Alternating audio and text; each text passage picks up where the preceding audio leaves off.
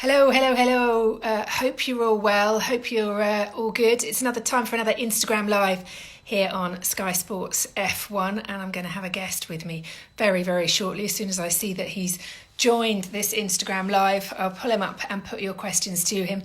Hi to all of you, Jack and Dawn, Joanne, all here really early. Nice to see. Thank you very much for joining.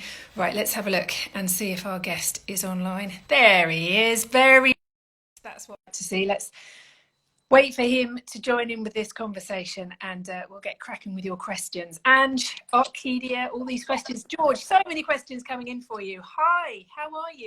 Very good. How are you? Good, thank you. Yeah, not bad, not bad. I'm going to have to start. First of all, you're with family, aren't you? So, in family, lots of family members around you. Are you all staying sane and you're all still talking to each other? Pretty much. We've not had that many arguments as yet, so no, it's been nice, playing a bit of cards most evenings, and I said in previous interviews, never spent so much time with my family as I have done recently. Probably for 5 years or so, I haven't spent this much time with them. So, times like this makes you appreciate more important things in life. Formula One is my life, but it makes you realise that life itself is more important than anything. What card games have you been playing? Because I've been doing that with my family, but we've been playing against each other online, and it got really heated last night. Oh yeah, I know it does. It gets proper heated, doesn't it? So I don't know the official name. We call it Trumps, the game.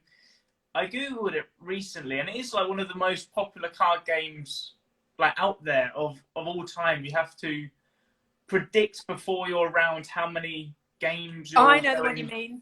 to win. What you mean. Yeah. And then you've got trump cards, which are certain suits, depending on which round it is. So I need to find the official name because Trumps doesn't sound that great, does it, really?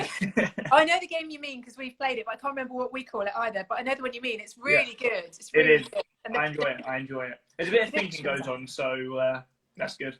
Awesome. Listen, it's been a bit of a busy day in F1. Let's get this story out of the way first. Is it? Lots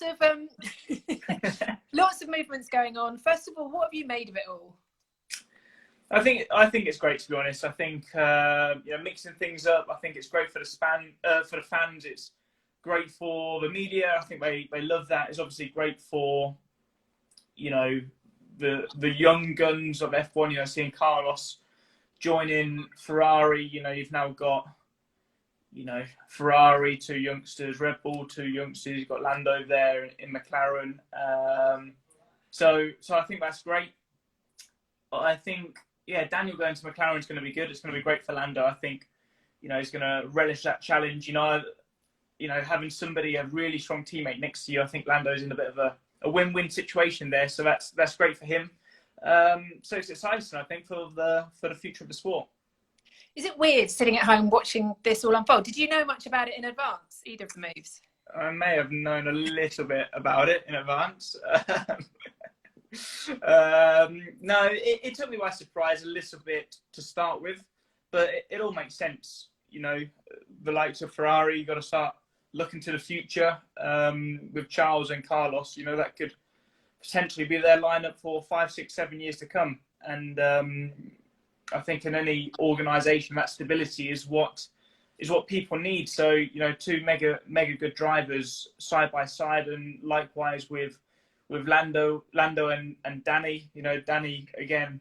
How old is Daniel? 30, 28, 29, yeah, 30? I think he's had his 30th. Yeah, so he's got still a number of years in him, and both him and Lando could be at McLaren again for 4, 5, 6 years to come as well. So I think it all makes sense when you think of it from that side of things. And like I said, I think it's just exciting for the sport. We've had so many questions about you. So just put to bed where you're at, your deal with Williams and everything else. Because honestly, I've got so many people asking you, oh, George, what does that mean for you? So if you just want to put that all to bed now, that would help me rip this whole page of questions up. Literally all asking you the same thing. The fact is I'm contracted to Williams at the moment. It's no secret I'm also contracted to Mercedes. They effectively own me. They're my managers. So yeah, at the moment I'm fully focused on the job ahead, and plenty of speculation, but we don't like to comment on speculation. So time will tell. We like you to comment on speculation. I know you don't, and the team No. don't, but we like you to. No, like I said, what will happen in the future, we'll see. So obviously, big shake-ups at the front of the grid, obviously changes the dynamic a lot.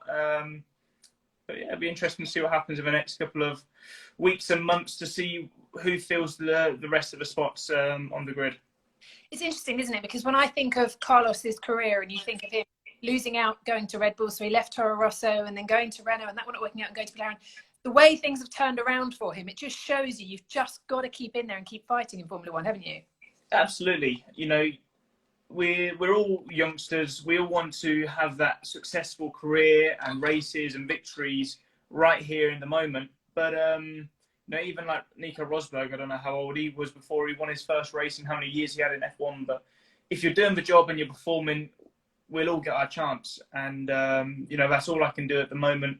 Obviously, seeing my mates up there in potential championship winning cars is something I'm a little bit jealous of, obviously, because I want to be out there trying to fight as well. But nevertheless, I know as long as I keep on performing and I keep doing my job to the best of my ability, that opportunity will come, whether it's next year, 2 years, 5 years, 10 years, it should come.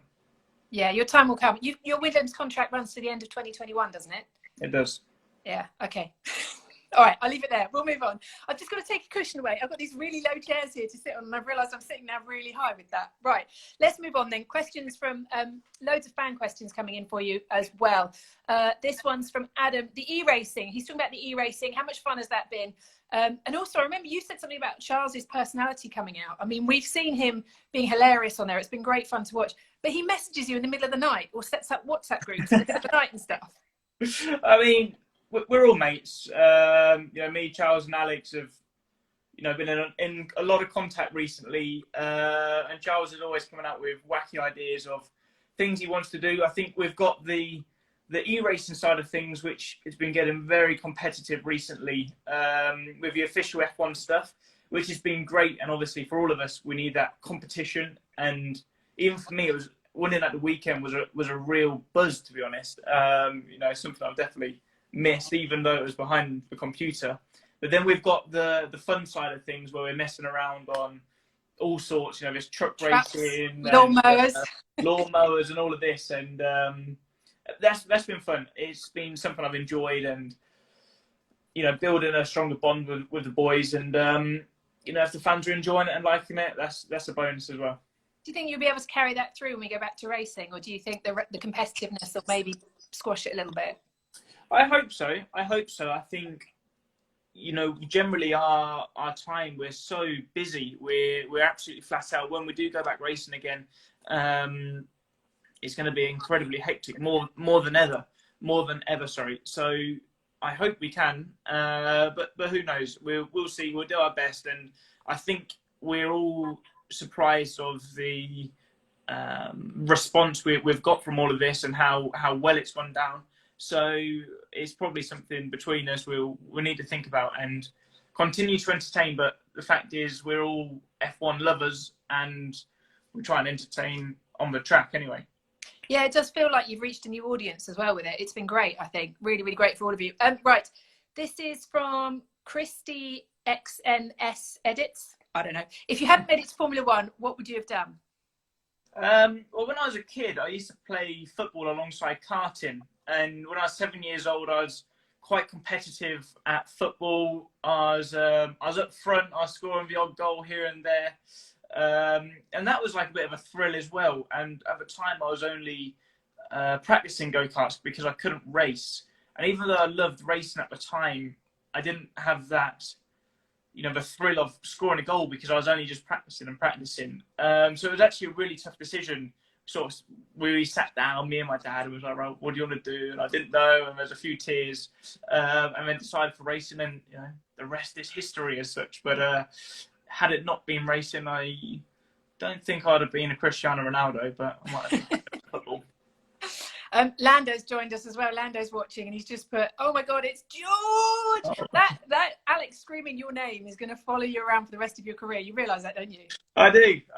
No, I think it haunts him more than it haunts me. So every time he sees me in his mirrors, or maybe when he's coming to lap me this year and he thinks he's coming up to me, he'll be screaming on the radio, "George, get out of the way." Just hold him up for a little bit so we get that bit of audio. I might do. I'm not too sure how happy he'd be with that, but we'll have to see. Lando, by the way, this is your opportunity to ask him anything you like. I'll put it to him for you if you want. Right, what else? What's the thing you miss most about F1? Other than driving, what's the thing you miss most? Other than our interviews, obviously. This is what I said to Carlos. Obviously, you miss that. Obviously, all the press. I just love the press so much. Favourite bit of the job. It's I miss that more than the racing. Probably the fans, to be honest. I know, for example, at Albert Park, when I walked in the paddock for the first time last year, my first F1 race, and you've got all the thousands of fans there and cheering your name, asking for photos and autographs. That was like that's a buzz, and that's a really surreal feeling. Because at the end of the day, I'm just a normal bloke, and just to see all that support for you is incredible. So that's probably what I miss the most. It's going to be weird at Silverstone, isn't it? If we have these races behind closed doors that they're planning, it's going to be really strange. Yeah, definitely. I mean, Silverstone last year was an experience that I'll probably remember for the rest of my life. Just all of the support. The three of us had the three Brits mainly there for Lewis, but still me and Lando got a lot of it. And on the drivers' parade before, stopping on the track and, throwing caps and T-shirts out to the fans, and in the fan zone appearance when there's about 15,000 people or so and all cheering your name and everything, that was mega. So, I mean, that will be disappointing not seeing the fans there, but, a race without fans is better than no race at all. So, and that's what they would want as well. They'd at least want to be watching it from a TV.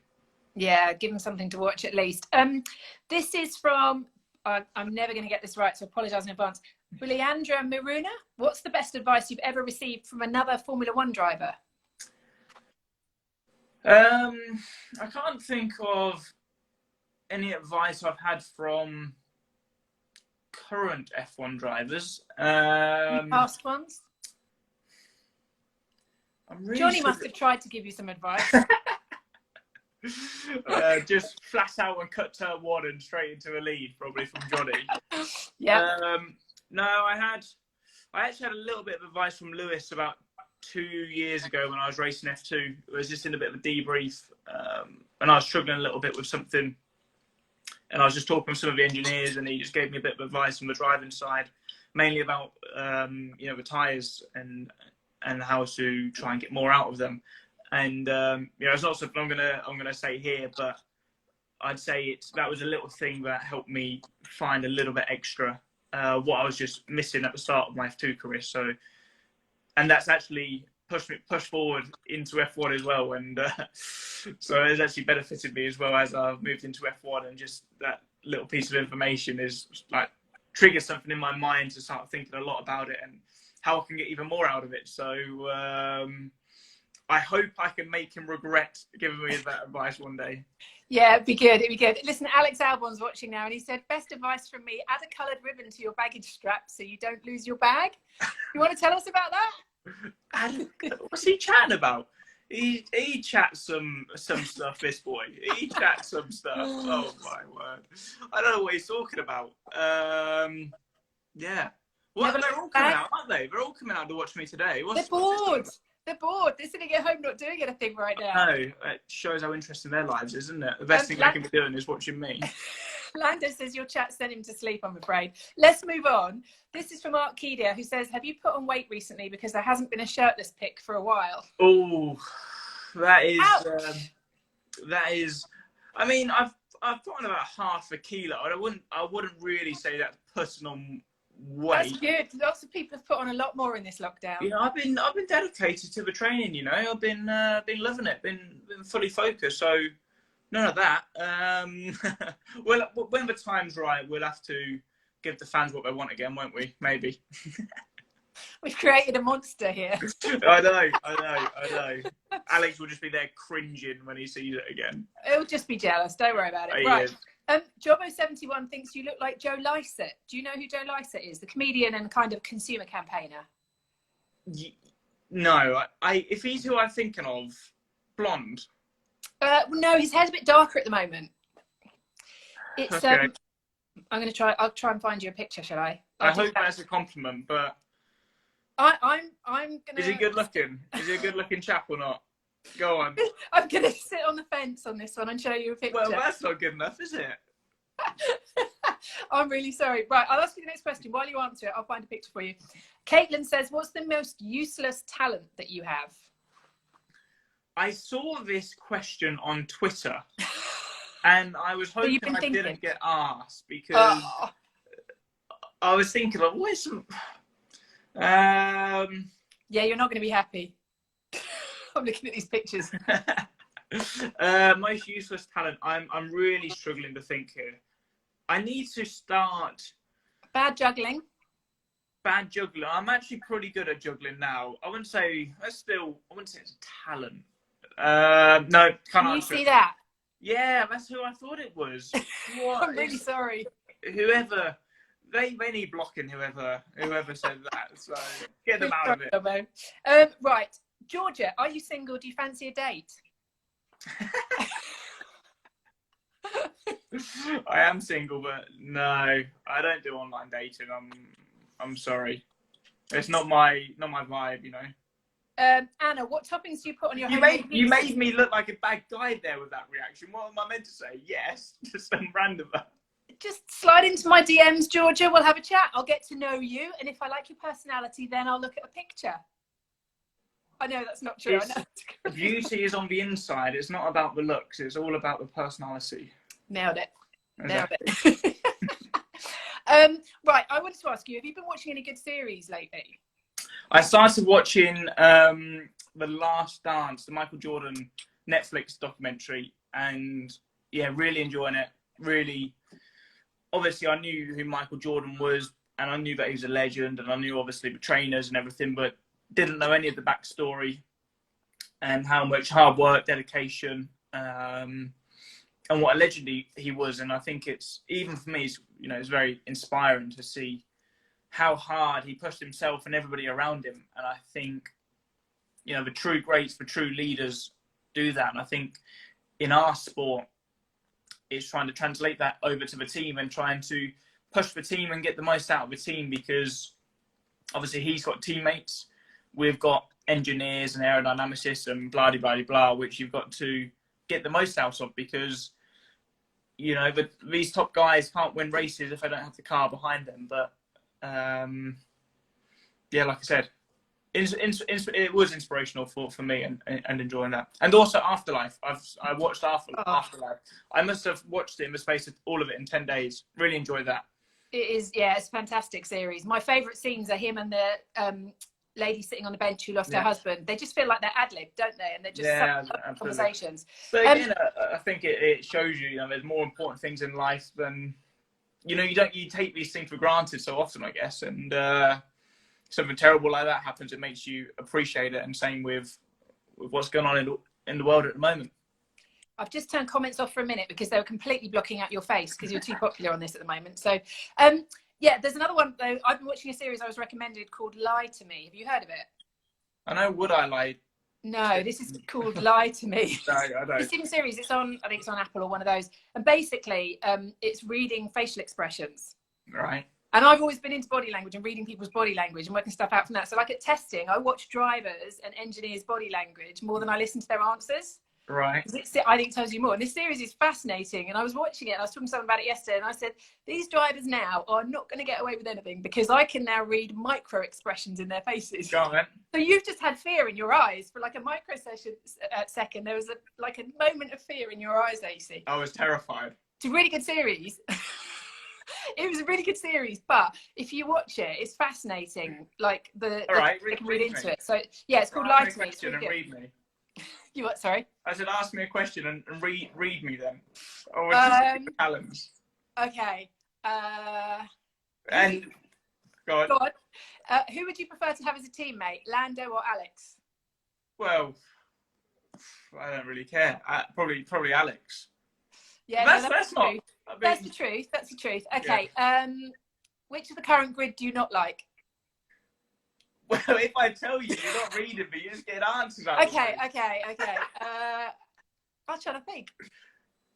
Oh, well, I can ask you the really big one, but then I might get in trouble with your team. Well, you can. Well, whatever. I'm really scared of your team, so I don't want to upset them. They'll be watching now.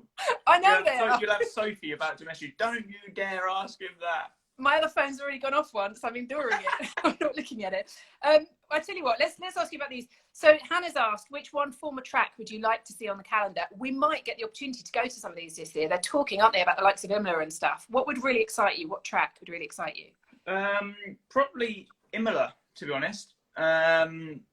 Raced there once in Formula 3 and mega track, you know, proper classic, a lot of character.